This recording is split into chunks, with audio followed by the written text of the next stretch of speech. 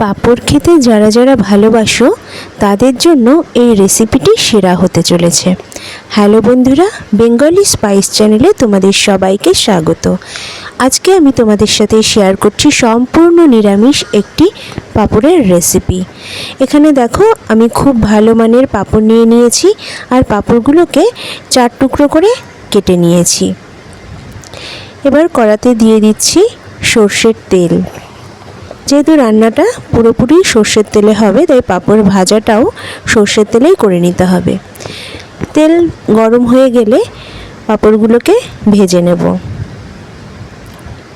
এখানে কিন্তু খুব ভালো মানের পাঁপড় ব্যবহার করতে হবে, না হলে কিন্তু সবজিটা খেতে একদমই ভালো লাগবে না। তাই চেষ্টা করবে যে ভালো পাঁপড় ব্যবহার করতে। রেসিপিটি প্রথম থেকে শেষ পর্যন্ত দেখো, আর ভালো লাগলে সাবস্ক্রাইব করে দিও চ্যানেলটাকে আর লাইক করে দিও। পাঁপড় সবকটা ভাজা হয়ে গেছে, এবার পরবর্তী রান্নার দিকে এগোবো।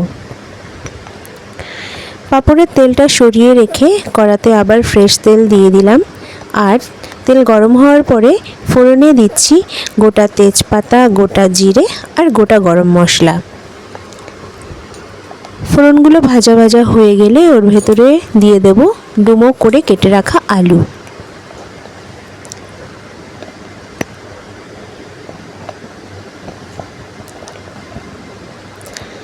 আলুগুলো তেলের ভেতরে ভেজে নেব। আলুটা নুন হলুদ ছাড়াই কিন্তু ভাজছি। আর এদিকে নিয়ে নিয়েছি আদার রস আর সম পরিমাণে জল।